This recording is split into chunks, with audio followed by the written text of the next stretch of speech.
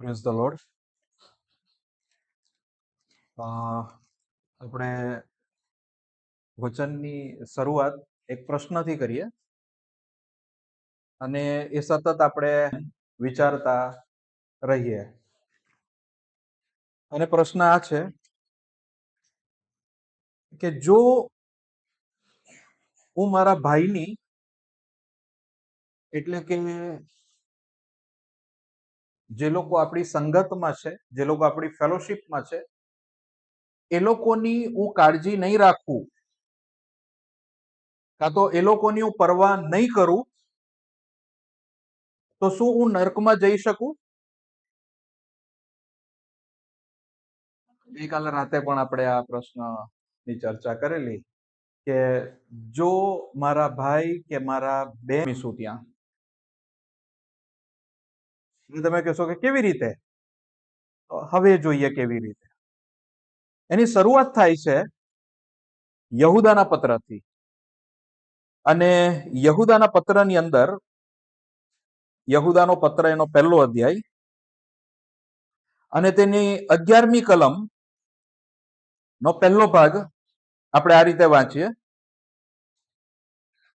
તેઓને અફસોસ, આ પહેલી જ બાબત લખેલી છે. જો તમારા બાઇબલની અંદર બધાને મળી ગયું હોય તો જુઓ.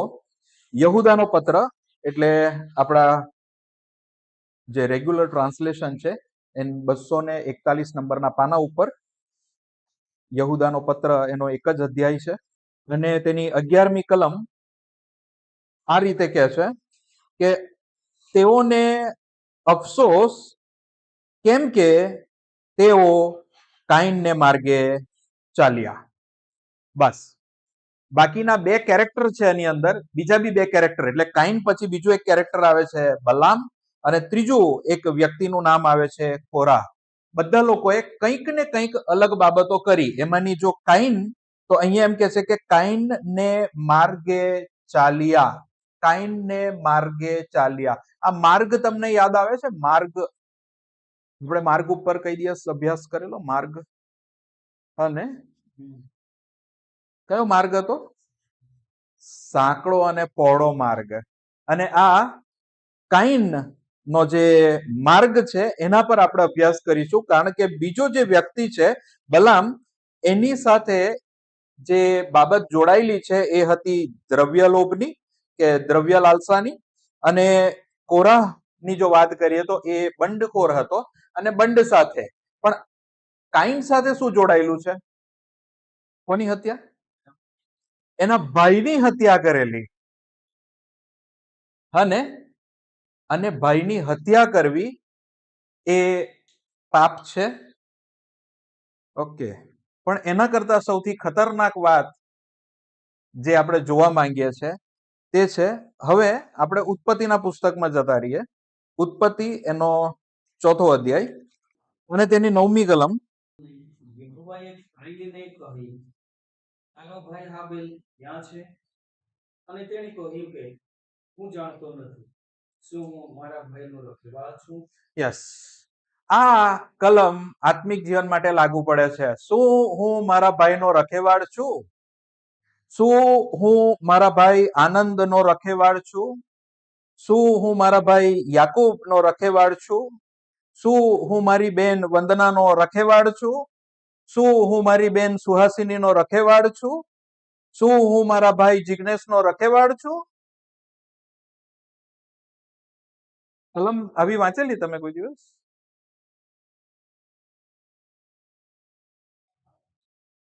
ને જો હું રખેવાળ નથી તો હું કોણ છું? હથિયારો, ખૂની છું.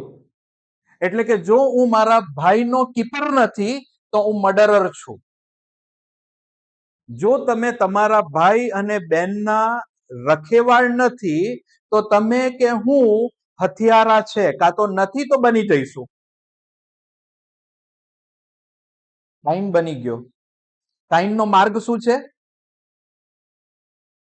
પોતાના ભાઈની કાળજી લેવાની જગ્યા પર એ હથિયારો બની ગયો. હથિયારો, મર્ડરર. સો મર્ડરર એક જ દિવસમાં નહીં બને. એક દિવસમાં કોઈ કોઈનું મર્ડર ના કરે. પહેલા એના માટે બહુ બધી બાબતો, એવી ઘટનાઓ, બહુ બધી પરિસ્થિતિઓને રિકોલ કરે, અન્ડરસ્ટેન્ડ કરે. આવું આવું થયેલું, ત્યારે મારી સાથે આ અન્યાય થયેલો, દેવ આમ કરે છે, દેવ એનું જ સાંભળે છે, દેવ આમ જ કરે છે, દેવ એનું અર્પણ જ સ્વીકારે છે. અને આ પહેલી વખત થોડી છે, આગળ 10 વખત અર્પણ આપ્યું ત્યારે પણ આ જ વસ્તુ થઈ. અને દર વખતે આવી વસ્તુ થાય છે. અને એક દિવસ એમ કે છે કે હવે મને આ માણસ રસ્તામાં જોઈતો જ નથી. અને આ જે બાબત છે જે આપણે અન્ડરસ્ટેન્ડ કરવાની જરૂર છે. શું હું મારા ભાઈનો રખેવાળ છું? બાઇબલ આ બાબત માટે બહુ સ્ટ્રોંગલી તમને ને મને એન્કરેજ કરે છે. ગલાતીના પત્રમાં 6 અધ્યાય ની બીજી કલમ, બીજા ટ્રાન્સલેશનમાં જુઓ ને. એમ કરવાથી તમે ખ્રિસ્તના નિયમનું પાલન કરો છો. ઓકે, તમે એકબીજાના ભાર ઉંચકો. તમે એકબીજાના ભાર ઉંચકો.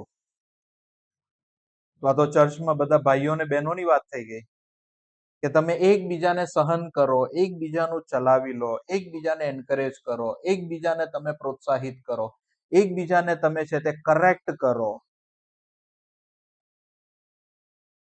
તમે એકબીજાનો ભાર ઉંચકો. પણ આપણે શું કહીએ છે? આપણે શું બોલીએ છે?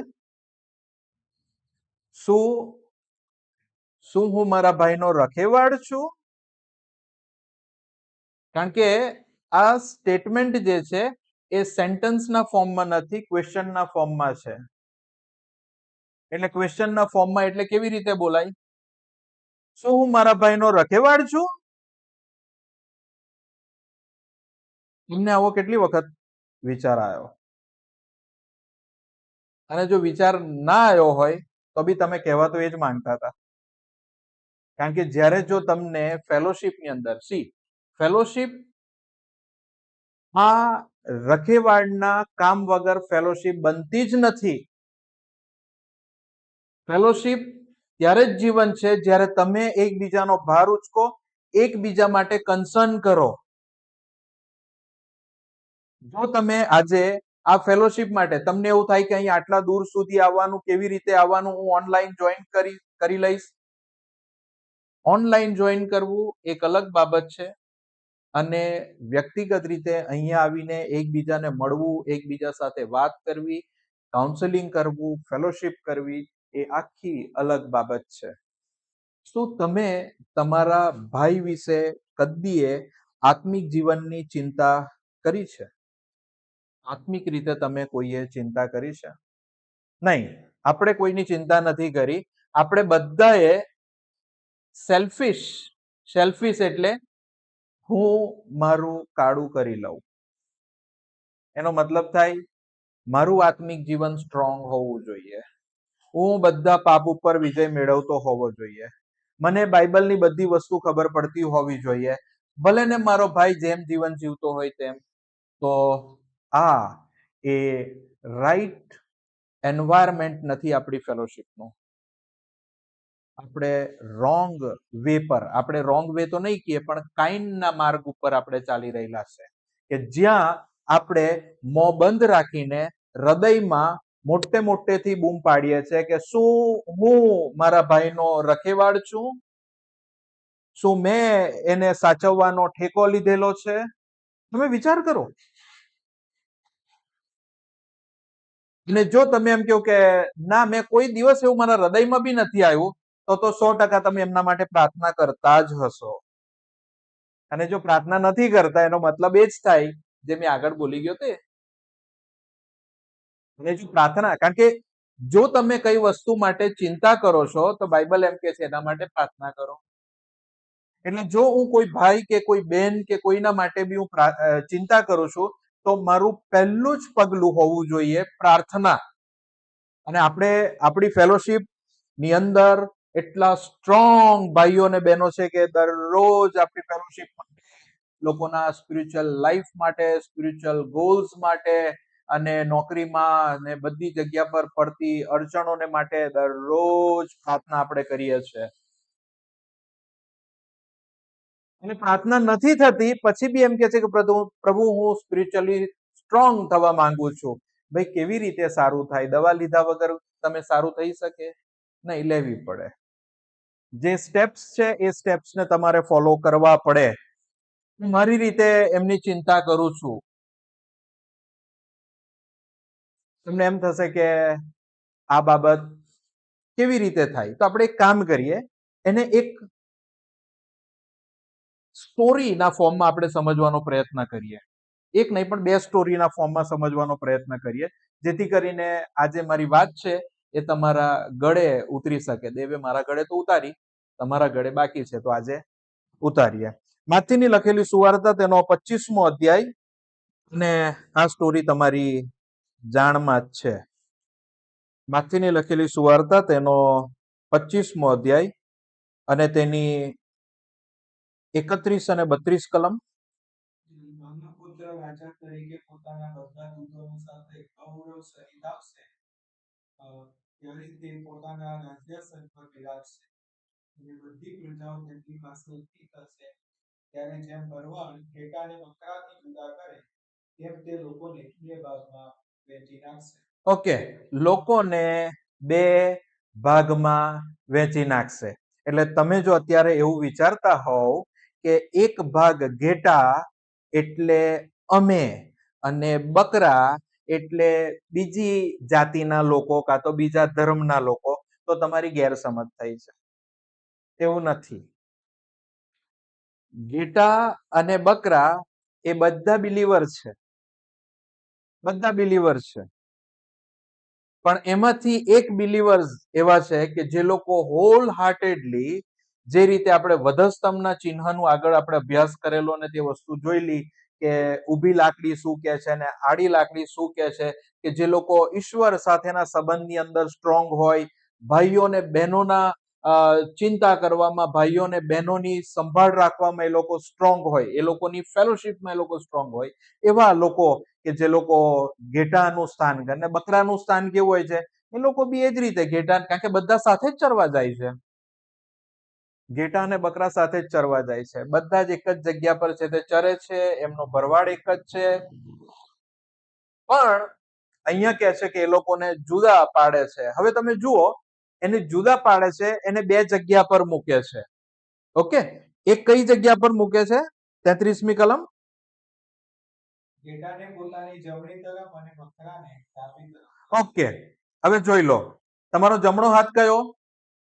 હાથ ઊંચો કરો. ઓકે, એટલે તમને ખબર છે, હા ને? કારણ કે યુનાના સમયની અંદર એવું કીધેલું કે મારી પ્રજા એવી છે જેને ડાબો ને જમણો ખબર નહીં પડે. તમને શું લાગે કે ખબર નહીં પડતી હશે લોકો?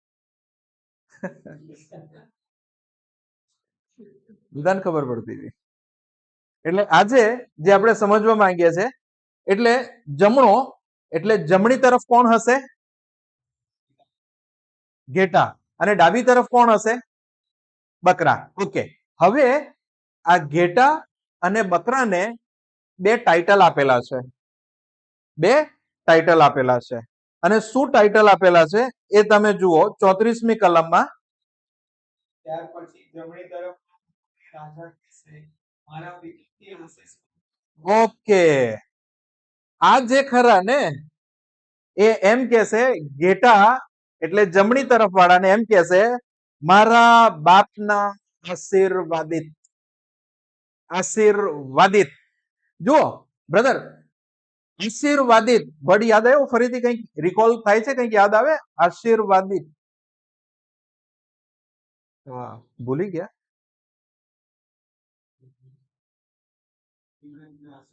ઇબ્રાહિમના આશીર્વાદ યાદ આવ્યું તમને? ઓકે, ફરીથી આપણે જોતા જઈએ, વાંધો નહીં, હું થાકીશ નહીં. ઉત્પત્તિ 12 અને 2. અને હું તારાથી એક પણ કરીશ, ને તને આશીર્વાદ દઈશ, ને તારું નામ મોટું કરીશ, ને તું આશીર્વાદિત થઈશ. ઓકે, અહીંયા એટલે કે જમણી તરફના જે લોકો છે એ કોણ છે? આશીર્વાદિત. એટલે ઘેટા છે, જેને ટાઇટલ આપેલું છે બાપના આશીર્વાદિત. ઓકે, હવે એ આશીર્વાદિતે શું કરવાનું છે? બીજા માટે આશીર્વાદનું કારણ બનવાનું છે, આશીર્વાદ રૂપ બનવાનું છે. ઓકે, આનું તો આપણે જોઈ લીધું. હવે આ બાજુના બકરાને તો જોઈએ. ઓકે, બકરા માટે શું કહે છે? 41મી કલમ. ત્યાંથી જેઓ ડાબી છે, તમે જેઓ ઈશ્વરના કોપ નીચે છો તેઓ મારાથી દૂર થાઓ. ઓકે, આપણા બાઇબલમાં શું લખેલું છે? પછી ડાબી તરફ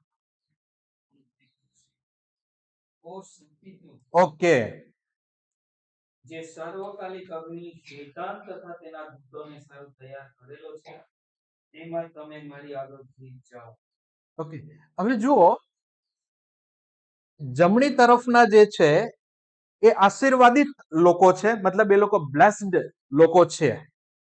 અને ઇબ્રાહિમને જે આશીર્વાદ આપવામાં આવેલો તેવી રીતે આપણને કીધેલું કે you will be blessings to other, બીજાઓને આશીર્વાદનું કારણ બનશે.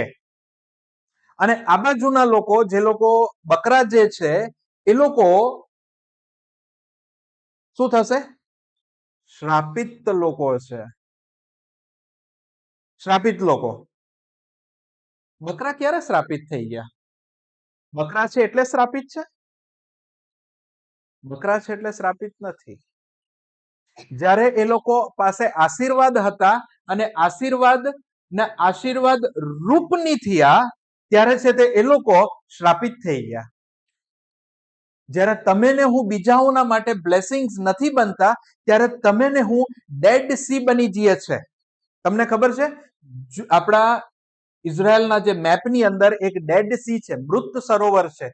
મૃત સરોવરનું મુખ્ય કારણ એટલું જ છે કે એમાં પાણી વહેતું નથી, સ્ટોર થઈ રહેલું છે, બંધિયાર પાણી છે, અને એના લીધે એને કહેવામાં આવે છે મૃત સરોવર. મૃત સરોવર, એની અંદર કાંઈ વસ્તુ છે તે તમારી ડૂબતી નથી, મરેલું પાણી છે. અને જીવતું પાણી એટલે કે જે યર્દનનું પાણી જે જાય તે જીવતું પાણી વહેતું જાય છે, વહેતું જાય છે. ને ઈશ્વર તમને ને મને આશીર્વાદ એના જ માટે આપવા માંગે છે કે આપણે બીજાઓને આશીર્વાદનું કારણ બનીએ. થોડા દિવસ પહેલા ગ્રુપની અંદર મેં ભાઈ ઝેકનો એ મેસેજ મૂકેલો કે શું આપણે કોઈને વાત દ્વારા બાઇબલનું જે શિક્ષણ આપણને મળેલું છે એનાથી બીજાઓને આશીર્વાદિત થયા છે, આપણે શેર કરેલું છે. અને આ બહુ જ મહત્વની બાબત છે કે આપણે ક્યારે આ ડાબી બાજુ, આ જમણી બાજુથી ડાબી બાજુની કેટેગરીમાં આવી જઈશું, તમને ને મને નથી ખબર પડવાની. અને જે આ બાજુની સાઈડના લોકો છે એમણે શું કરેલું એ આપણે જોઈએ તો વધારે ખબર પડે. અને તે જો તમે વાંચો તો 35મી કલમમાં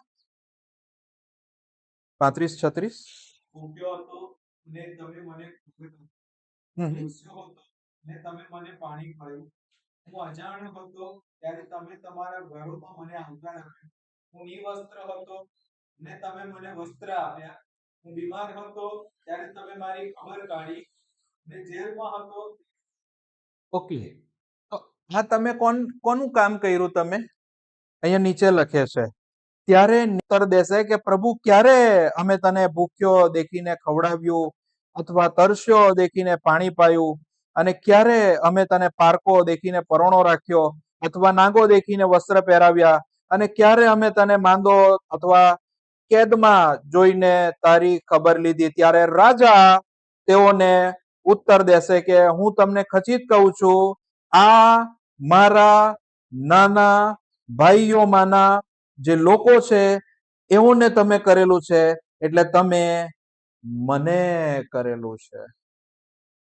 બરોબર છે ને? એટલે તમે કોને કરેલું છે? પ્રભુ ઈસુ ખ્રિસ્તના ભાઈઓને. એટલે એમના ભાઈઓ કોણ?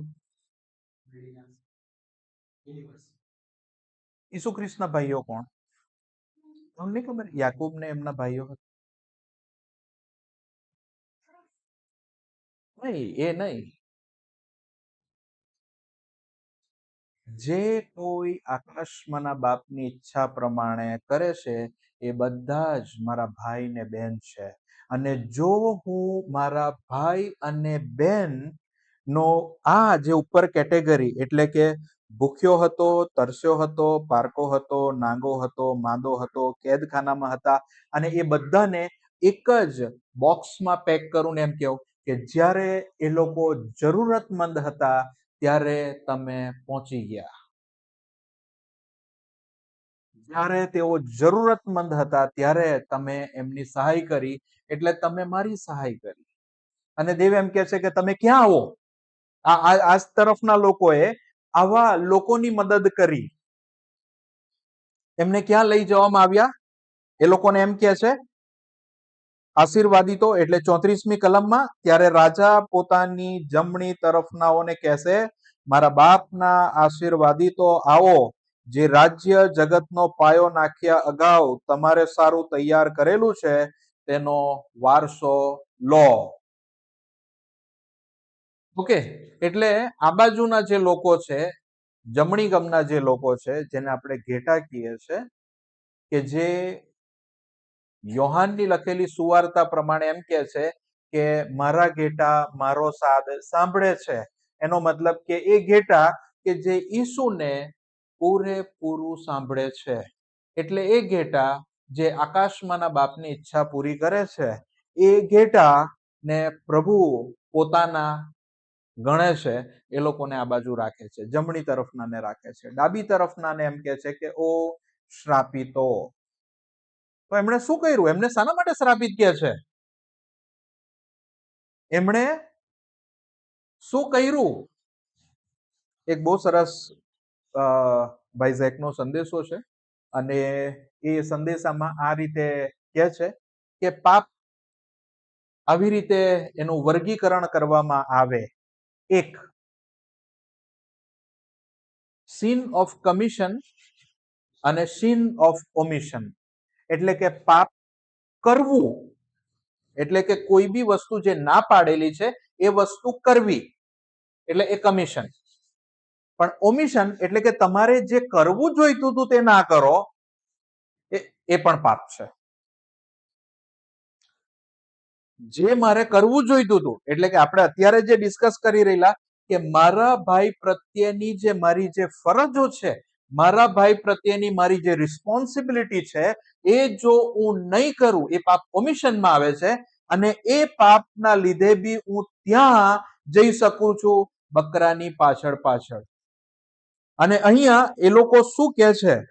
અહીંયા જુઓ 44મી કલમની અંદર, ત્યારે તેઓ જવાબ આપશે, પ્રભુ, ક્યારે અમે તમને ભૂખ્યા કે તરસ્યા કે અજાણી વ્યક્તિ કે નગ્ન કે બીમાર કે જેલમાં જોયા અને તમને મદદ કરી નહીં? આગળ રાજા તેમને જવાબ આપશે, હું તમને સાચે જ કહું છું, ત્યારે આ નાનાઓમાંના એકને મદદ કરવાનો અમે ઇનકાર કર્યો ત્યારે તે તમે મારે માટે કર્યું નહીં. અને ઓકે, જે બાબત તમારી ને મારી રિસ્પોન્સિબિલિટીમાં આજે દરેક માણસ પાસે કંઈક ને કંઈક પ્રભુએ તમને તાલંત આપેલા છે, કંઈક ને કંઈક પ્રકાશ આપેલા છે. હું તમને ફાઇનાન્શિયલી વાત નથી કરતો, હું તમને એવું નથી કહેતો કે તમારા ઘરમાંથી બધું કાઢી લાવીને બધાને વેચી આપો, એની વાત જ નથી. પ્રભુએ જે તમને આપેલું છે, પ્રભુએ જે તમને શિક્ષણ આપેલું છે, જો તમને પ્રાર્થના માટેનો બોજ હોય તો તમે બીજા વ્યક્તિઓને પ્રાર્થના માટેનું તમે શિક્ષણ આપો. તમે એને કહો પ્રાર્થનાથી કઈ કઈ રીતે તમારા જીવનની અંદર પરિવર્તન આવેલું છે. જો તમને તારણ વિશેની બાબતની અંદર તમને વધારે સભાન હોવ અને તમને ખબર છે કે તમારા તારણથી કેવી રીતે તમારું જીવનનું બદલાણ થયું છે, તો તમે એ વિશેનું લોકોને તમે સાક્ષી આપતા રહો. શું આપણે એવી વસ્તુ કરી છે? આપણે નથી કરી રહેલા. ને આ આપણે બહુ ભયંકર ગુનામાં પોતાની જાતને મૂકી રહેલા છે, અને સ્ટીલ વી આર ટેલિંગ કે આપણે બિલીવર છે. આપણે બિલીવર છે. હું કહું કે આપણે બ્રહ્મા છીએ. જો આજે આપણી આંખ નહીં ખોલીએ, આપણા ભાઈઓ અને બહેનો પ્રત્યેની આપણી જે ફરજ છે, જે રિસ્પોન્સિબિલિટી છે, એ જો અન્ડરસ્ટેન્ડ નહીં કરીએ તો તમે ને હું બહુ મોટા જોખમમાં છીએ. અને જ્યારે આપણી આંખ ઉઘડશે ત્યારે તમને એવું માલુમ પડશે કે મેં તો સાંકડા બારણે થઈને પેસવાનો પ્રયત્ન કરેલો, અને રસ્તો તો મને પહોળો મળેલો. મેં ઘેટું બનવાનો પ્રયત્ન કરેલો અને એન્ડ ઓફ ધ ડે હું બકરી બની ગઈ. અને આ જગ્યા પર એમ કે છે આગળ કે અમે ક્યારે, અને તેની 46મી કલમ એમ કે છે, અને તેઓ સર્વકાલિક શાસનમાં જશે, પણ ન્યાયીઓ સર્વકાલિક જીવનમાં જશે. એટલે કે એક જે લોકોએ નાનાઓમાંથી એકને નહીં કરેલું એ લોકો ક્યાં જશે? શું તમારા એમાં કોમન લેંગ્વેજમાં શું કહે છે? સર્વોચ્ચ ઈશ્વર નથી. 46 એ લોકોને સાર્વકાલિક સજાને માટે મોકલી આપવામાં આવશે, પણ ન્યાયીઓ સાર્વકાલિક જીવન મેળવશે. ઓકે, હવે સાર્વકાલિક શું મળશે? સજા. સજા બી આપણે જોઈએ કોને સજા થાય. અને અત્યારે કોને સજા થઈ રહેલી છે? જે બકરા.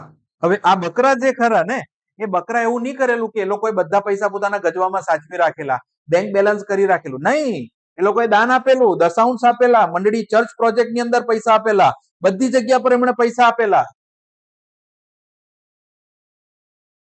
એમણે બધું જ કરેલું. પાળક સાહેબ આવે એટલે પાળક સાહેબ ને, સાહેબ આ દાન લો. ક્રિસમસ આવે એટલે પાળક સાહેબ આ લો સૂટ નું પીસ તમારા માટે. આપણા ખેતરમાં કઈક શાકભાજી થાય, સાહેબ આ લો.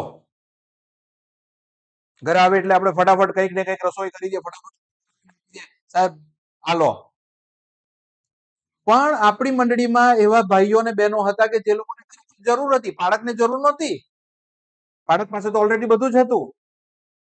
પાળક પાસે આટલી જાડી સોનાની ચેન હતી, બધું જ હતું એમની પાસે, બેંક બેલેન્સ હતું, ખેતી હતી, મોટી 4 વ્હીલર લઈ લીધેલી, બધું જ લઈ લીધેલું. અને આપણે લોકોએ શું કર્યું? પાળકને એકદમ, પેલા પાળક સાહેબ કેવા હોય ખબર? શરૂઆતમાં કોઈ મંડળી પર મુકાય એટલે પાતળા પાતળા આવે, આમ પાળક સાહેબ આવે આવી રીતે. પછી જયારે 4-5 વર્ષ પછી પાળક સાહેબ એમ તબિયત એમ મોટા કરીને જાય. એક નાનું ટેમ્પુ લઈને છે તે સામાન લઈને આવે, અને પછી બદલી થાય બીજા જગ્યા પર તો 2 મોટા ટેમ્પા કરવા પડે. કેમ આપણે આપીએ છીએ, આપણને એવું લાગે છે કે આપણે એમને આપવામાં કઈ પ્રોબ્લેમ નથી, એ આપણી ફરજ છે, આપણે આપવું જ જોઈએ. પણ આપણે બીજાને નિગ્લેક્ટ કરીએ એમાં પ્રોબ્લેમ છે. આપણી મંડળીની અંદર આપણા ભાઈઓ એવા જે લોકો છે કે જે લોકોને જરૂર છે એની તરફ આપણે કોઈ દિવસ નજર કરી છે? એની તરફ આપણે કોઈ દિવસ નજર કરી નથી. અને અહીંયા જે લોકો કે છે, જે લોકો આ જે બકરા જે છે ડાબી બાજુના લોકો, અને તે ઉત્તર આપે છે, પ્રભુ ક્યારે અમે તને ભૂખ્યો, તરસ્યો, પારકો, નાગો, માંદો, કેદખાનામાં દેખીને તારી સેવા કરી નહીં કરી? ઓકે, એ લોકો એવું જ કહે છે કે અમે કરી, એનો મતલબ તો આ થયો ને. કલમ એવું જ કહે છે ને કે અમે કરી, તો એ કોની કરી? તો એ લોકોએ પેલા ઉપરનો જે વર્ગ છે, એટલે જમણી તરફના જે ઘેટા છે, એ લોકોએ નાનાઓમાંના એકની, એટલે કે ફેલોશિપની અંદર આવતા કે જે જરૂરિયાતમંદ લોકોને એમણે મદદ કરી. લોકોએ કોની મદદ કરી? કારણ કે મદદ તો અણે કરી. અણે કોની મદદ કરી? બકરાએ કોની મદદ કરી? નથી ખ્યાલ આવતો.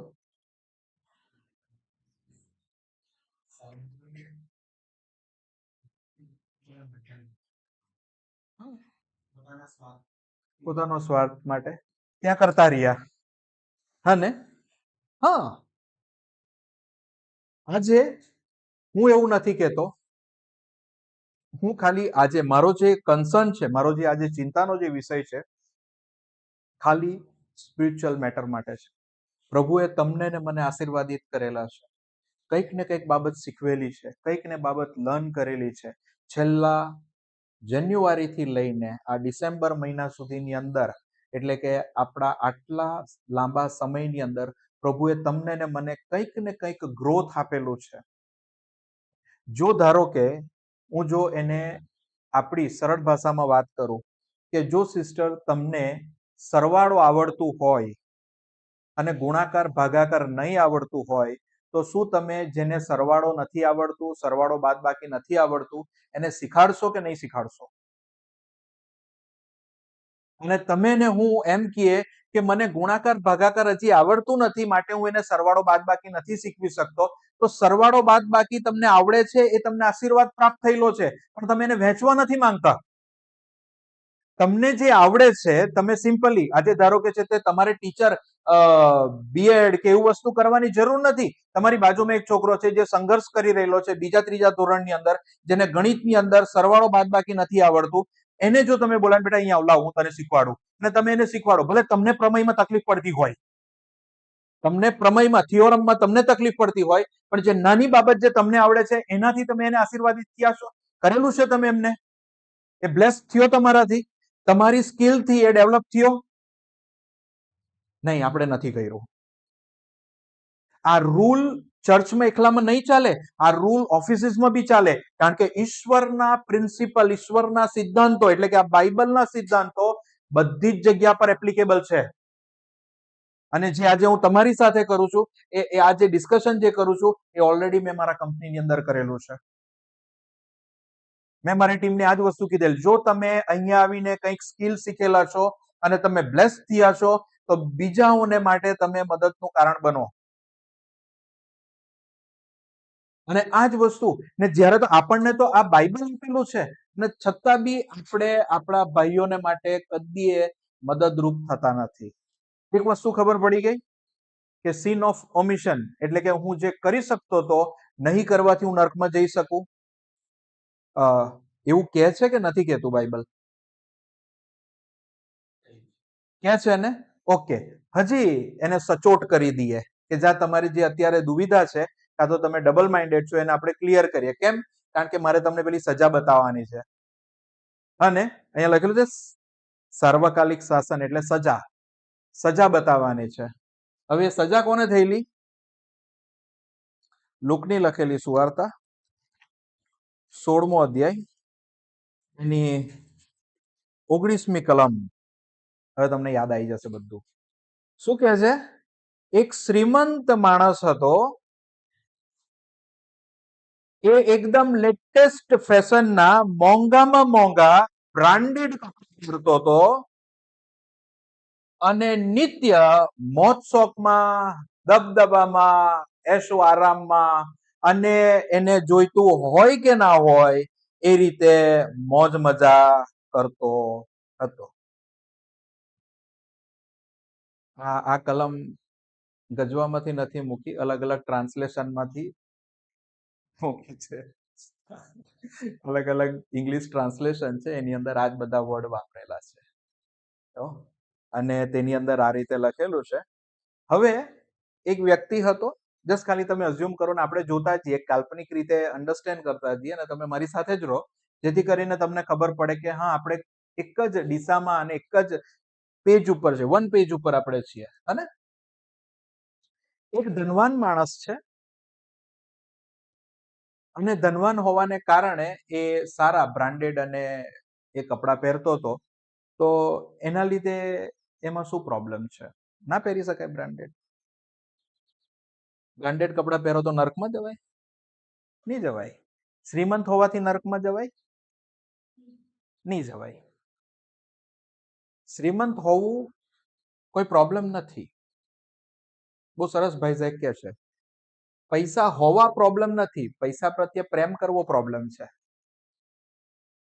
અને હા, પૈસા તમારી પાસે રાખો પણ તમે હું પૈસાને પ્રેમ નથી કરતો તો ફાઇન. એ જ રીતે આ શ્રીમંત માણસ સારામાં સારા બ્રાન્ડેડ લેટેસ્ટ ફેશન વાળા અને વિધાઉટ સેલ. સેલ એટલે ખબર પડી ને? વિધાઉટ સેલ એટલે ડિસ્કાઉન્ટ વગરના. આપણે તો જોઈએ 70% એટલે પેલા ફ્રી વાળા બી નહીં, અને 1 પર 3 ફ્રી એવા નહીં. હા, ફિક્સ રેટ ને એકદમ લેટેસ્ટ નવું ફેશન વાળી વસ્તુ તમે લાવો અને પહેરો તો તે તમને કોઈ દિવસ ડિસ્કાઉન્ટેડ રેટમાં નહીં મળે. એવી વસ્તુઓ આ વ્યક્તિ પહેરતા હતા. હવે એની ઓપોઝિટ ડાયરેક્શનમાં એક બીજો વ્યક્તિ હતા જેમનું નામ લાજરસ. હવે આ લાજરસ ખરા ને પેલા લાજરસ નહીં, હા કે કયા? જેને પ્રભુ ઈસુએ, હા, જે માર્થા મરિયમના ભાઈ લાજરસ, એ આ લાજરસ, બરાબર છે. આ બીજા લાજરસ. આ લાજરસ જે ખરા ને એક એમ કે છે કે એક ભિખારી. ઓકે, એટલે ભિખારી શું કરે બ્રધર? ભીખ માંગે. એટલે કે એનો ટોટલી ડિપેન્ડન્સી બીજા પર હોય. એટલે જો તમે એને ખાવાનું આપો તો ખાય, જો નહીં આપો તો ભૂખો રહે, બરોબર છે. અને આ જ રીતે એક ભિખારીનું જીવન હોય, જેને આખે શરીરે ફોલ્લા હતા. ઓકે, આ ભિખારી એક પ્રોબ્લેમ તો હતો અને ફોલ્લા એ બીજો પ્રોબ્લેમ હતો. ભિખારી હોવું એક પ્રોબ્લેમ છે કે નથી? બરોબર ને? ભિખારી હોવું એક પ્રોબ્લેમ હતો જ, પણ એનાથી ઉપરવટ બીજું બી એક તકલીફ હતી કે એના શરીર પર શું હતા? ફોલ્લા હતા. એટલે એક ફોલ્લો નહીં હતો, કેટલા હતા? આખા શરીરે. ઓકે, હવે એટલું બી આપણને પ્રોબ્લેમ ની એ થાય. પછી આગળ એની ત્રીજી મોટી બીમારી જે તકલીફ હતી કે કૂતરાઓ એ ફોલ્લાને ચાટતા હતા. જસ્ટ અઝ્યુમ કરો, તમે વિચાર કરો કે એ ચિત્ર કેવું હશે? એક વ્યક્તિ છે, ભીખ માંગી રહેલો છે, એના શરીરે ફોલ્લા છે, અને આજુબાજુ જે છે તે કૂતરો નહીં, કૂતરા. જો એવું લખેલું છે તમારા બાઇબલમાં, જુઓ 21મી કલમ. કૂતરા એટલે કેટલા કૂતરા? એટલે જ્યાં બેઠો હશે એની આજુબાજુ બધા કૂતરા ઘેરી વળેલા હશે. હવે કૂતરાને આના ફોલ્લામાં ઇન્ટરેસ્ટ, અને પેલા અંદરથી પડતા મેજ પરથી ટુકડામાં ઇન્ટરેસ્ટ. ધારો કે જે રીતે તમે જો આગળની પ્રેરિતોના કૃત્યમાં અને ઈસુ ખ્રિસ્તને અલગ અલગ ચમત્કાર કરતા જો, તો એ લોકો બધા સભાસ્થાનની બહાર બેઠા હોય ને ત્યાં એમને સાજાપણું મળે.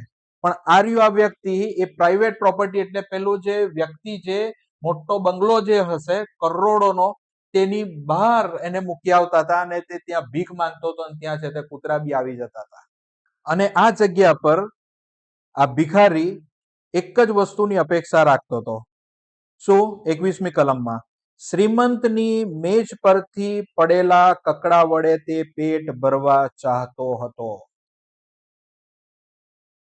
એને મોટી સારી રાજભોગ થાળીની જરૂર નહોતી. એમ કે આપણે જે કઈ વૈધા હોય પેલો ખાવામાં, એમ કે આજે ધારો કે એને જો એને પીઝા બનાયા હોય અને પીઝાનો છે તે એક ટુકડો સ્લાઇસ બચી હોય તો વાંધો નહીં, એ નાખી દો ને, હું ખાઈ લઈશ.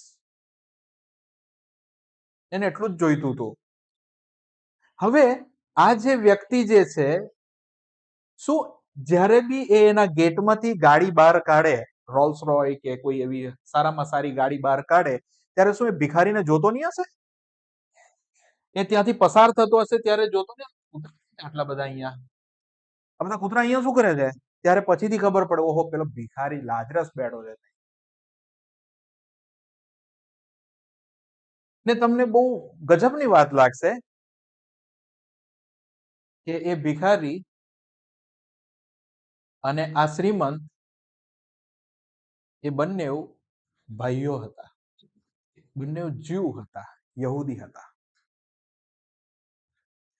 બંને યહૂદી હતા, જેવી રીતે તમે ને હું ક્રિશ્ચિયન છે. એ લોકો ભાઈઓ હતા અને યહૂદી. કેમ? મને કેવી રીતે ખબર પડી? ને મેં કોમેન્ટ્રી નથી વાંચી કોઈ જગ્યા પરની, પણ અહીંયા બંને જણ ઉપર આકાશમાં ઇબ્રાહિમને પોતાનો બાપ કહે છે. ઇબ્રાહિમને બાપ કહે નો મતલબ એવો થયો એક જ બાપની સંતાન, અને યહૂદીમાં ઇબ્રાહિમને બાપ કહેવાય. બરોબર ને? આ બંને આ કેટેગરીમાં હતા. હવે હવે સૌથી સરસ જે આપણા માટે જે લર્નિંગ લેસન છે તેના ભાગ ઉપર આપણે આવીએ અને તે આ હતો કે ભિખારી મરી ગયો ત્યારે એની દફન વિધિનો કોઈ ઉલ્લેખ નથી, જેની તમને ને મને બહુ ચિંતા છે. મને બહુ ચિંતા થાય. હું મરા તો મને દાટશે ક્યાં? મારા દીકરા કે મારી દીકરીના લગ્ન થશે ક્યાં? મારા છોકરાને બાપ્તિસ્મા આપશે ક્યાં? અને આજ સૌથી મોટી વસ્તુ સમસ્યા, પણ આ ભિખારીને કોઈ ચિંતા નહીં હતી. પણ આ જે શ્રીમંત હતો ને, શ્રીમંતને શું કરવામાં આવ્યું? જો ને આગળ તમારા બાઇબલમાં લખેલું છે 22મી કલમમાં, વાંચો જોરથી. એ ભિખારી મરી ગયો હમ ત્યારે દૂતો તેને ઇબ્રાહીમની ગોદમાં લઈ ગયા. હમ શ્રીમંત પણ મરી ગયો અને તેને કૂવામાં મૂકી. ઓહો, સરસ. મોટું કોફિન બોક્સ બનાવવામાં આવ્યું ને લોકો ફૂલ નાખે એટલે નાખે, કબર જ ના દેખાય, મોટો ઢગલો દેખાય ફૂલોનો, અને તમને એમ લાગે કે શ્રીમંત ગજબનો. અને જીવન ઝરમર વાંચવામાં આવે એની સામે અને કે એના એના એના બીજા 5 ભાઈઓ હતા અને બીજા સગાવાલા હતા અને સરસ જીવન ઝરમર કહેતા હશે. અને જો લાજરસને કહે કે લાજરસ તું જીવન ઝરમર કે, અને સરસ એની જીવન ઝરમર બધી વસ્તુ થઈ ગઈ. નીચે પૃથ્વી, એ તો મરી ગયો, એ તો ન્યુટ્રલ ફેઝમાં આવી ગયા પેલા ભાઈ, એને તો ખબર જ નહીં, એનું પિક્ચર પૂરું, કોફિન બોક્સમાં અંદર સુઈ ગયા. પણ આ બધી જે વિધિ કોણે કરી? આ વિધિ કોણે કરી? જે એમના સગાવાલાએ, પાડકે કરી. કેમ? કારણ કે આ જે શ્રીમંત માણસ હતો તેણે ચર્ચ પ્રોજેક્ટમાં બહુ મોટા પૈસા આપેલા. પાડક સાહેબને સારામાં સારા જબ્બા ને એવું બધું આપતા હતા, મિજબાનીઓ કરાવતા હતા, સારામાં સારી વસ્તુઓ કરતા હતા. અને પાડક સાહેબ કે ના, આ જે દાટવાની જે પ્રક્રિયા છે એ તો લાઈવ થવી જ જોઈએ, દેશ વિદેશમાં બધું જ દેખાવું જોઈએ. અને બધી જ પરિસ્થિતિ જે તે ટાઈમની ટેકનોલોજી, આજે આપણે તે ટાઈમે નહીં થયું હશે, હું આજના સંદર્ભમાં તમને કહું કે આજે લાઈવ કરે તેવી રીતે એનું લાઈવ પ્રસારણ કરતા હોય ને બધી જ રીતે એમ જલસા. જીવતા હતા તારે ભાઈ જલસા કરતા હતા, મૈરા તારે જલસા. પણ પિક્ચરમાં હવે ક્લાઇમેક્સ આવે, હા હવે ટ્વિસ્ટ આવે છે. હવે કેવી રીતે આવે છે?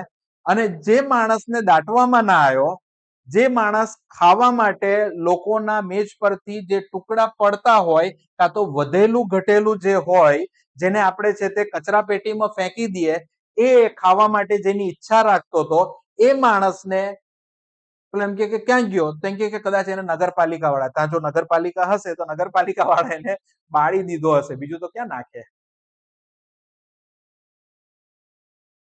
કે ફોલ્લા વાળો માણસ હતો, રોગી કહેવાય, રોગી. હવે એ રોગી માણસને તમે વિચાર કરો કે શું કરેલું હશે? એટલે નગરપાલિકા વાળા એમ કે ભાઈ આ ડેડ બોડી શું કરે? કારણ કે હવે લાજરસ નામ ના કહેવાય, હવે લાજરસ નથી, લાજરસ મરી ગયો એટલે હવે એને કહેવાય ડેડ બોડી. તો આ ડેડ બોડીને શું કરવાનું છે? કારણ કે એક કામ કર, પેલું ફલાણું ફલાણું સ્મશાન છે તેની અંદર નાખી દે, એટલે મે બી એને બાળી નાખ્યો હોય. કોઈક જગ્યા બાકી હશે તો કોઈકને કે 4 માણસ લઈ આવ, ખોદીને એને દાટી દે, પૂરું થઈ જાય કામ. એટલે દાટી દીધો ને ત્યાં તો એની કબર ના દેખાય.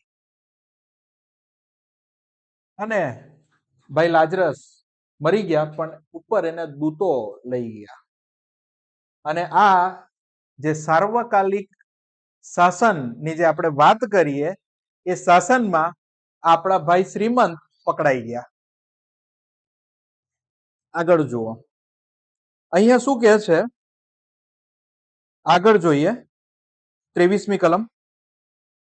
આદેશમાં પીડા ભોગવતા તેણે પોતાની આંખો ઊંચી કરીને વેગળેથી ઇબ્રાહીમને તથા તેની ગોદમાં બેઠેલા લાજરસને જોઈ. ઓકે, એટલે જે તમને ને મને એવું ફીલ થાય ને કે આ બાઇબલ કહે છે કે નર્ક કાં તો હદેશ એ બહુ પીડાદાયક છે કે કાં તો એ એટલું બધું નથી, એમ તમને કદાચ બહુ સિરિયસલી લેતા નથી. કે નર્ક ખરેખર કેટલું ડેન્જર હોય છે. પણ આ વ્યક્તિ એમ કે છે કે એ બહુ અસહ્ય પીડા અહીંયા કે છે કે પીડા ભોગવતા તેણે પોતાની આંખો ઊંચી કરી. બહુ પેઇન હોય છે નર્કમાં. પેઇન હશે અને એવો પેઇન હશે કે સતત અગ્નિ એને બાળતી હોય અને તે મરણ જે છે એટલે કે એ બી અનંતકાલ છે, કન્ટિન્યુ ચાલુ જ રહેશે. હવે સામે જે છે એ એની નજર ઊંચી કરે છે અને વેગળેથી ઇબ્રાહિમને તથા તેની ગોદમાં બેઠેલા લાજરસને જોયો. હજી બી આ શ્રીમંત માણસે પોતાની આદત સુધારી નહીં. ઉપર જઈને બી એનો સેલ્ફિશ નેચર એવો ને એવો જ રહ્યો અને એમ કે છે તેણે ઘાંટો પાડીને કહ્યું કે ઇબ્રાહિમ બાપ. આગળ શું કહે છે? મારા દયા કરીને લાજરસને મોકલ. હા, લાજરસને મોકલ. કેમ લાજરસને મોકલ? નોકર છે, કઈ નોકર જોઈએ? લાજરસને મોકલ. ઇબ્રાહિમને તો ના કહેવાય ને, ઇબ્રાહિમ બાપ આવો અહીંયા. અહીંયા બી એનું જે સેલ્ફિશ નેચર છે, એને જે પીડા થઈ રહેલી છે એના તરફ જ એનું ધ્યાન હતું. તમે જુઓ ઉપર એને જે પેઇન થઈ રહેલું છે એના તરફ એને ધ્યાન હતું ને એમ કે છે એ પેલા લાજરસને મોકલો. અને લાજરસને મોકલીને શું કે છે કે લાજરસને મોકલ કે તે પોતાની આંગળીનું ટેરવું પાણીમાં બોળીને મારી જીભને ઠંડી કરે. એ મને બતાવો ને આ કેવી રીતે કરાય? કેવું આવે? પોતાની કલમ આવું કે છે? મારું ગુજરાતી બરોબર છે? અહીંયા છો બધા? હા, ઓકે. એટલે મારા કે પેલું કલ્પનામાં ત્યાં નર્કમાં ના પહોંચી જતા, અત્યારે અહીંયા જ રહો. મારા પર દયા કરીને લાજરસને મોકલ, તે પોતાની આંગળી નું ટેરવું. એટલે ટેરવું કયું? તમારે જો આંગળીને ટેરવું આ રહ્યો ઉપર ટોચનો ભાગ. ટોચના ભાગ પર કેટલું પાણી રહે? એક ટીપું માંડ. અને પેલાને કેટલાની જરૂર હતી? એક ટીપાની જરૂર હતી. વિચાર કરો તમે કે નર્કની અંદર તમે ઝંખના રાખશો. એક ટીપું મને આપો, બસ ખાલી એક ટીપું. કેવી ખરાબ સ્થિતિ હશે ઉપર. હા, કેવી ખરાબ સ્થિતિ. અને ત્યાં એમ કે છે કે બોડીને મારી જીભને ઠંડી કરે. કેમ કે આ બળતામાં હું વેદના પામું છું. હવે જે હું તમને સમજાવવા માંગુ છું, કાં તો જે આપણો મુખ્ય પોઈન્ટ છે કે શું હું મારા ભાઈનો રખેવાળ છું, એને આપણે ફરીથી અહીંયા કવર કરવા માંગીએ છીએ. આગળ વાંચીએ. પણ 25મી કલમ. દીકરા, તારા જીવનમાં તું તારા સગાવાના પામ્યો હતો અને લાજરસ તો ભૂંડાવાના પામ્યો હતો. તે સંભાળ. હમણાં તે અહીં દિલાસો પામે છે અને તું વેદના પામે છે. ઓકે, 25મી કલમને આપણે બરોબર અભ્યાસ કરીએ અને સમજવા માંગીએ કે શું પ્રોબ્લેમ છે. બ્રધર બીજા ટ્રાન્સલેટ. જ્યારે લાજરસને નીચે છે. ભૂંડાવાના પડ્યા હતા તે યાદ કર. પણ હવે તે અહીં આનંદ કરે છે જ્યારે યાતના ભોગવે છે. ઓકે, આમાં શું એવી કોઈક બાબતનું વર્ણન કરવામાં આવેલું છે કે તે તો કેટલો વ્યભિચાર કરેલો છે એવું કીધું? તે તો કેટલા ખૂન કરેલા છે, તે કેટલા ઘર બરબાદ કરી નાખેલા છે, એવી વસ્તુ તો કઈ કીધી જ નથી. લોકની લખેલી સુવાર્તા 16મો અધ્યાય 25મી કલમ. ઇબ્રાહિમે તેને કહ્યું, દીકરા, તને યાદ હશે કે તારા જીવનકાળમાં મન ચાહે તે સર્વ સારાવાના તારી પાસે અને લાજરસ પાસે કશું જ ન હતું. તેથી હવે તે અહીં આરામ અનુભવી રહ્યો છે અને તું ત્યાં વેદનામાં છે. આગળનો પહેલો ભાગ પાછો વાંચો ને. મને યાદ હશે કે તને યાદ હશે કે જીવન તારા જીવનકાળમાં મન ચાહે તે હા સર્વ સારાવાના તારી પાસે હતા. ઓકે. પણ ઇબ્રાહિમે તેને કહ્યું, દીકરા, તારી જિંદગીના એ દિવસો યાદ કર. તારી પાસે બધા જ વાના હતા, પણ લાઝરસ પાસે કંઈ જ ન હતું. હવે તે અહીં વિશ્રામો પામે છે, જ્યારે તારે વેદના સહન કરવી પડે છે. ઓકે. હવે જુઓ, આ 25મી કલમમાં બે બાબતનો ખુલાસો થાય છે. અમીર એટલે કે જે શ્રીમંત માણસ હતો એની પાસે બધું જ હતું અને બીજા વ્યક્તિ પાસે કંઈ નહોતું. બોલો, કંઈક હોવું અને કંઈ નહોતું એના લીધે માણસ નર્ક ને સ્વર્ગમાં જાય? શું કહેવા માંગ્યા? કલમ શું કહેવા માંગે? કારણ કે એટલી બધી હાર્ડ નથી કે તમે ની અન્ડરસ્ટેન્ડ કરી શકો, ની સમજી શકો એવી વસ્તુ નથી. એટલે કે જ્યારે એની પાસે બધું જ હતું ત્યારે એ લોકોને આપી શકતો હતો. જે લોકો નીડી એટલે કે નીડમાં હતા એને આપી શકતો હતો. જો ધારો કે એની પાસે સારું ખાવાનું, તો જે ખાવાનું એની પાસે બનતું હતું અને ધારો કે એની પાસે 10 શાક બને અને 10 શાકમાંથી એમ કહે છે કે ભાઈ મારે આ ચણાનું શાક નથી ખાવું અને ત્યાં બેઠો બેઠો એમ કે એક કામ કર, પેલો લાજરસ ત્યાં બેઠો છે એને આપી આવ જાતો, એ તો પોતાનું પેટ ભરે. પણ ના, એને નહીં કર્યું. ખ્યાલ આવ્યો તમને? એટલે કે એની પાસે બધું જ હતું અને તમે જુઓ કે એનું ત્યાં નર્કમાં જવું, જ્યાં સજા ભોગવવાનું કારણ બીજા કોઈ પાપનું વર્ણન જ નથી. તમારા બાઇબલમાં છે એવું કોઈ વર્ણન? નથી, વર્ણન નથી. શાનું વર્ણન કરેલું છે? શું એમ કે છે કે એની પાસે બધું જ હતું અને પેલા પાસે નહીં હતું એના માટે છે તે નર્કમાં ને સ્વર્ગમાં જાય માણસ? કોઈ દિવસ નહીં. પણ જ્યારે તમારી પાસે છે અને જ્યારે તમે જુઓ કે કોઈકને એની જરૂર છે અને તમે જો એને આપતા નથી, મદદ કરતા નથી, તમને પ્રભુએ આશીર્વાદિત કરેલા છે અને તમે જો બીજાને આશીર્વાદને આગળ પહોંચાડતા નથી તો તમને સજા મળે ખરી? ઓકે, હવે ક્લિયર થઈ ગયું ને? આપણે બે કિસ્સાનો અભ્યાસ કર્યો અને બંને કિસ્સામાં આ બાબત હતી ક્લિયર કે દેવ તમારી ને મારી પાસેથી હિસાબ માંગશે કે મેં તમને અલગ અલગ તાલંતો આપેલા, અલગ અલગ વસ્તુઓ તમને આપેલી. તમે તમારી મંડળીમાં, તમારા ઘરમાં, તમારા અડોશ પડોશમાં, તમે નોકરી કરવાના સ્થળે, વેપાર કરવાના સ્થળે જઈને તમે શું લોકોને આશીર્વાદનું કારણ બનેલા છો કે નથી બનેલા? કારણ કે બાઇબલ એમ કહે છે કે તમે મારા સાક્ષી છો. એટલે કે તમે ને હું ઈસુ ખ્રિસ્તના સાક્ષી છે. એટલે કે જ્યાં જઈએ ત્યાં ઈસુ ખ્રિસ્તનો ફેલાવો કરનારા લોકો છે. હા, બોલીને એને ટ્રાક આપીને નહીં, જીવનથી. અને જે કંઈ પ્રભુએ મને ને તમને આશીર્વાદ આપેલો છે એ આશીર્વાદો બીજાઓને વહેંચતા જઈએ, જેથી કરીને એ બી આશીર્વાદિત થાય. તમે આ બાબતનો તમે વિચાર કરો કે આ કઈ સ્થિતિમાં આ છે. અને હવે આગળ આપણે જે એને જોવા માંગીએ છીએ અને ટૂંકમાં આપણે એને જોઈ લઈએ ફટાફટ એકદમ.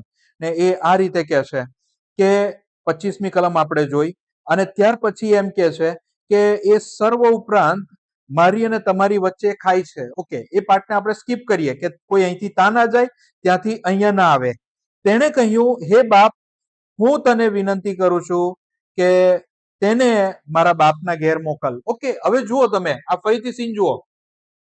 હવે કોને મોકલવા માટે કહે છે? પાછું લાજરસને. લાજરસને એમ કે તું મારા બાપના ઘર મોકલ. ઓકે, એટલે કેવી રીતે? લાજરસ તો મરી ગયો છે, તો હવે લાજરસને કેવી રીતે મોકલાય? લાજરસ મરી ગયો છે, હવે લાજરસને કેવી રીતે મોકલાય? સજીવન કરીને. સજીવન કરીને ફરીથી એને મોકલ નીચે. કેમ? કારણ કે જો એનું કારણ શું છે, એવું નથી કે મેં ફરીથી કોમેન્ટ્રી વાંચી છે, અહીંયા નીચે જ કે છે, અહીંયા એ રીતે લખેલું છે. જો તમે વાંચો આગળ 27 થી આગળ વાંચો. કહ્યું કે હું તને વિનંતી કરું છું કે તેને મારા બાપને ઘેર મોકલ, કેમ કે મારે સાંભળ્યું છે કે તેઓને શાહીદી રખીને તેઓ પણ આગળની બે કલમો વાંચો. તેઓની પાસે ભૂષણ છે. તેઓનું તેઓ સાંભળે. આગળ. તેને કહ્યું કે ઇબ્રાહિમ બાપ એમ નહીં, પણ જો કોઈ મુવેલામાંથી ઉઠીને ઓકે, જો કોઈ ને બાઇબલમાં જ લખેલું છે કે મોયેલામાંથી ઉઠવું, એટલે કે એમ કે છે કે તું લાજરસને સજીવન કર, પાછો મોકલ નીચે, અને મારા 5 ભાઈઓ તારી સુવાર્તા સાંભળી લેશે. પણ ઇબ્રાહિમ શું કહે છે ખબર તમને? નીચેની કલમ જુઓ. તેણે તેને કહ્યું કે જો મૂસા તથા પ્રબોધકોનું તેઓ નહીં માને સાંભળે, તો જો મુવેલામાંથી કોઈ ઉઠે તો પણ તેઓ માનવાના નથી. કાંઈ નહીં થાય. જો આમાંથી તમને નહીં સંભળાય, પેલો માણસ આકાશમાંથી આવેલો એમ કે ભાઈ હું સજીવન થયેલો છું, મરણમાં ગયેલો, હવે એમ કે મેં જોયો, મેં પેલા શ્રીમંતને જો તારા ભાઈને જોયો તા, એ તો વેદના ભોગવી રહેલો છે, તમે 5 જણ તમે સરખા થઈ જજો. હા, પેલા નહીં માને. પેલા ટ્રાન્સલેશનમાં શું લખેલું છે બ્રધર? 27 ને નહીં 29 અને 30.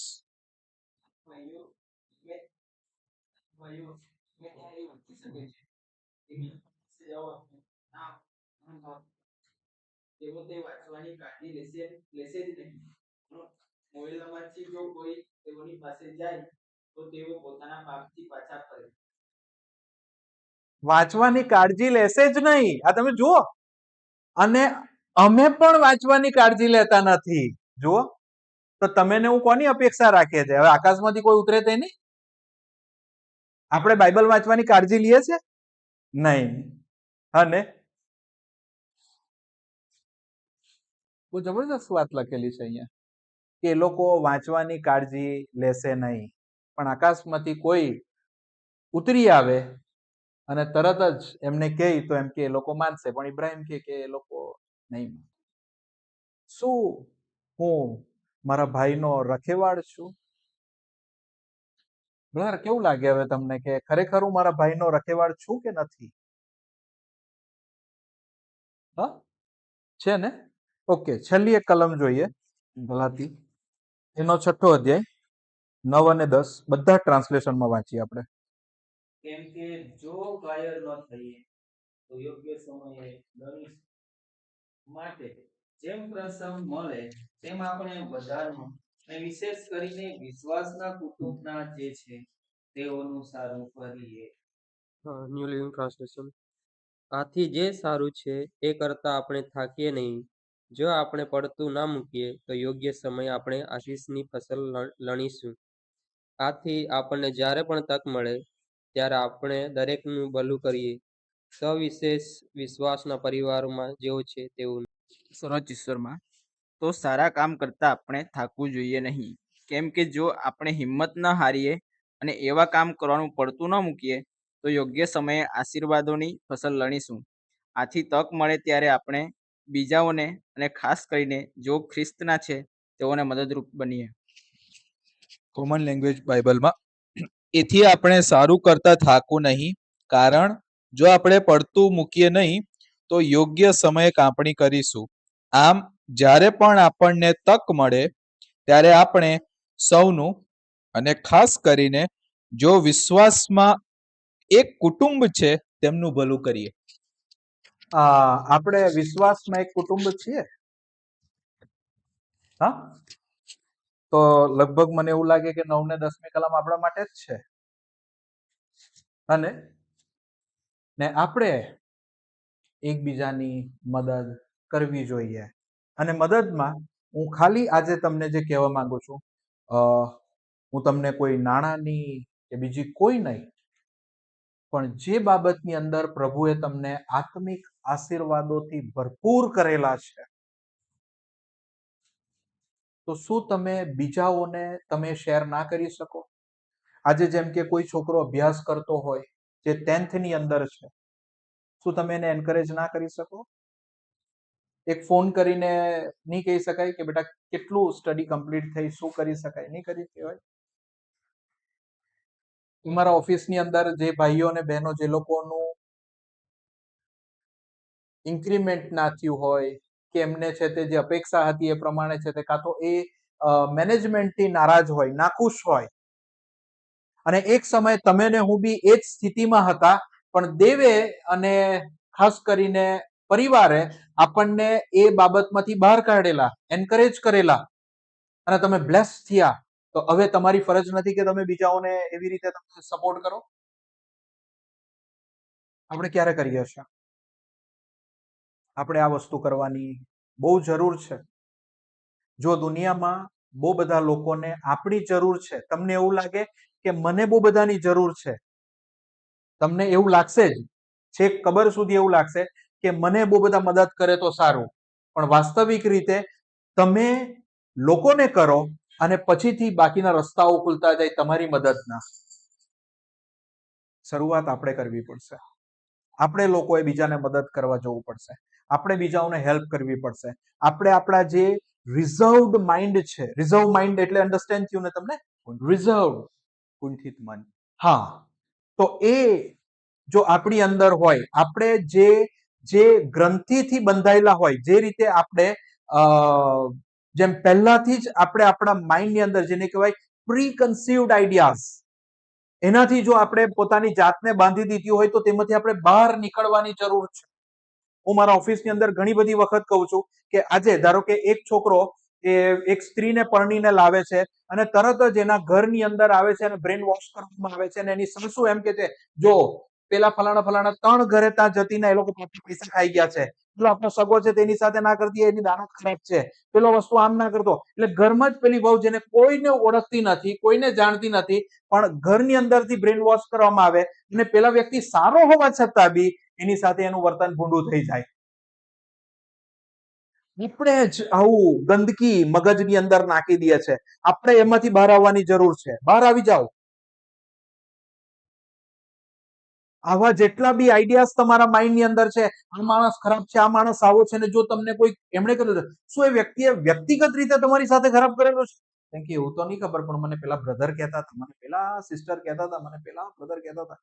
હા, તો તમે અનુભવ કર્યો? ના, નથી થયો. તો તમે વર્તન શું કરવા એની સાથે બદલી નાખો છો? રોંગ છે. આપણે ખાસ કરીને આપણા ફેમિલી માટે આપણું જે આ વિશ્વાસનું એક કુટુંબ છે એનું ભલું કરતા થઈએ. પ્રભુ આપણને સહાય